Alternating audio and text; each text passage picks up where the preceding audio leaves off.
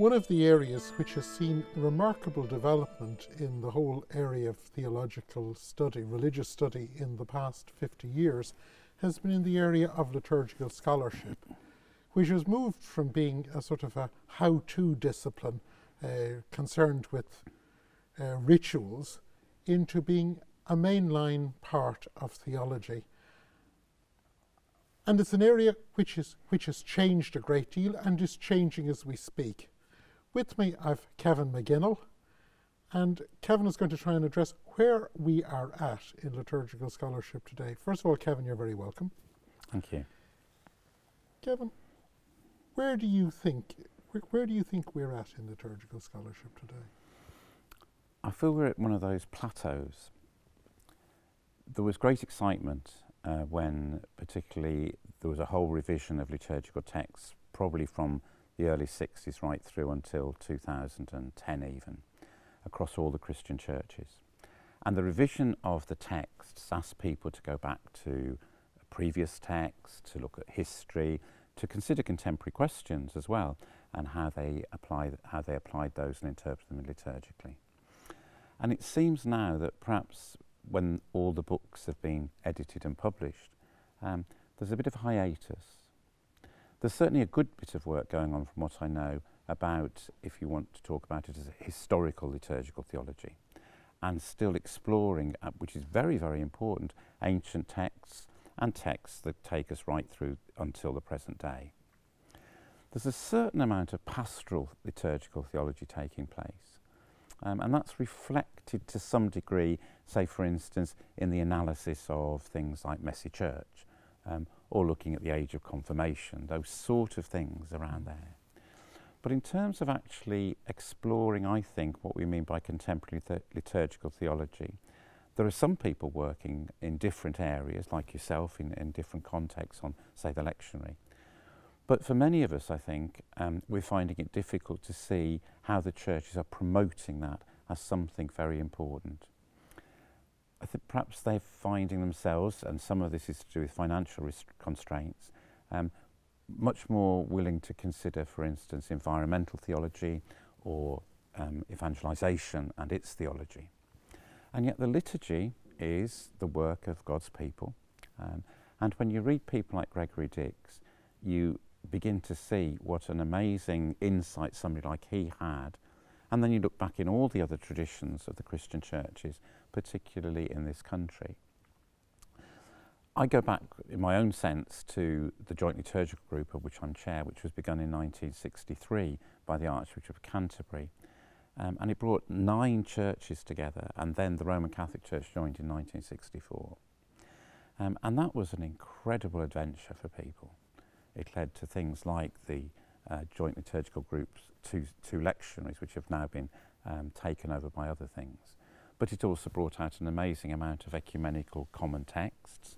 And we're still carrying on that way. For instance, we've just produced 4 carol services for Advent, 4 carol services for Lent, in an attempt to offer to the churches material that can be used pastorally.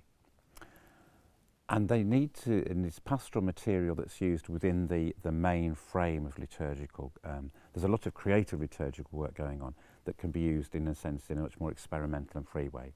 But to have material that in a sense stays within the parameters that people recognise as traditional liturgy is also very important, and to move people on. So my feeling at the moment is that we need to ask the churches, where are they with liturgical theology? How willing are they to commit themselves and the resources needed to get people to really plumb the depths of what it means to celebrate liturgy today? That asks huge pastoral questions.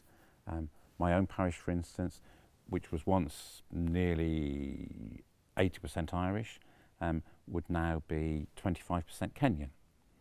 And how do I understand? That's in Luton. That's in Luton. So how do I understand that cultural dimension? And I'm in an area where, in fact, hardly any of the Catholics live in the parish. I've got 18 mosques in the parish. So I'm surrounded by another way of celebrating liturgy, which is very different to how I understand it myself. So there's the area of interfaith questions, not so much about praying together, but how do you understand the liturgical understanding of the human person? What do we mean by ritual? Now, ritual studies have come on, I think, and certainly they've been dealt with tremendously in the field of anthropology. But to move them now into contemporary liturgical understanding would be very good as well. And there's also issues obviously around feminism, political theology in the liturgy, and what is the liturgy a vehicle for? So one of the questions I think that's also important is to make sure that we have an understanding of the ordo, of the ars celebrandi, that does not allow it to be hijacked for issues that it really shouldn't be used for. There's a balance there.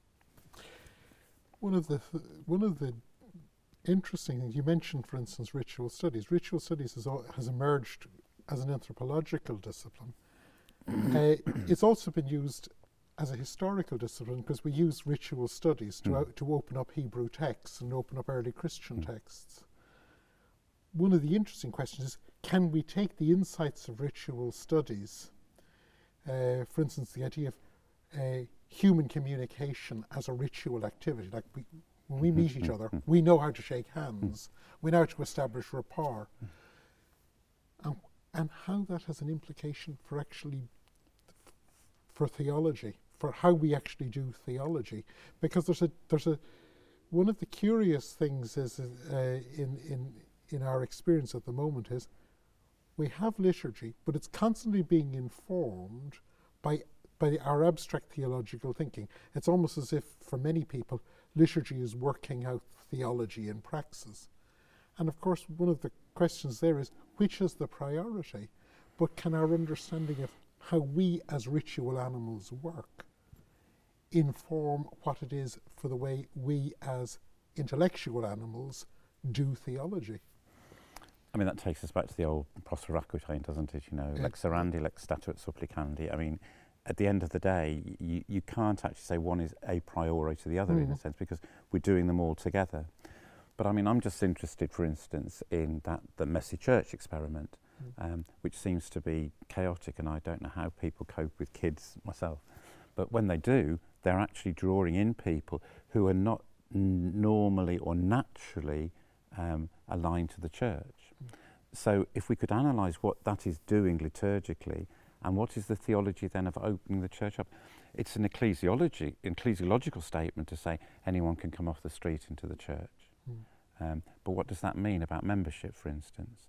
And that has huge implications for instance, those churches where membership and admission to communion is very, very significant. Well, that would be the sort of thing where ritual studies, I think, raises all sorts of interesting questions, because one of the key areas of ritual studies, the work of Mary Douglas, is the rituals of meals together, and how there's a grammar in a meal. And of course, suddenly we realise that Eucharist, it actually uses the grammar of a meal, and how the grammar that we learn as human beings in meals must inform our theological experience and our celebratory activity, the ars celebrandi, when we're actually doing Eucharist together, when we're engaging in this activity of thanking God. But then, for instance, a friend of mine was saying to me that he can't come on a particular Sunday from Ireland because he has 180 children for First Communion. And I look at that and think, how many of those children have experience of the grammar of meals? Absolutely. What is takeaway? What is, ready meals? So I think there's a huge questioning possibility there. How do you build a liturgical space around a table, which is the fundamental liturgical space of Christian liturgy, when I think 1 in 4 households don't have a dining table? Absolutely.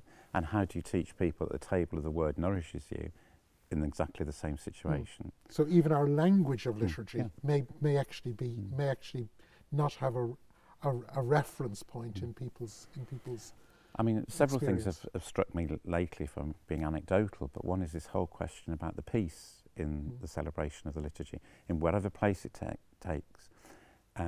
It's very interesting how, where we've retained it prior to communion, we're actually not talking about offering forgiveness, we're talking about celebrating the peace that is present. But for people, it's the shaking of hands. The sign of the cross in our tradition, or in many traditions. What is it about? Is it just something that marks you out, or is it indeed something that actually deeply speaks to us about the whole of the core of salvation. So at the end of the day, liturgical theology needs to, in a sense, really get to grips with the very depths of where we are today without it becoming just sociology. It's got to be pure, good liturgical theology. And we could turn it the other way around and say other branches of theology have to take the human being as a ritualizing and celebrating agent far more seriously if we're to create a theology of Christian community. Absolutely. And how we do that means that the churches and ecclesial communities and universities and other institutions must put their money where their mouth is. I couldn't agree more. Thank you, Kevin. You're very welcome.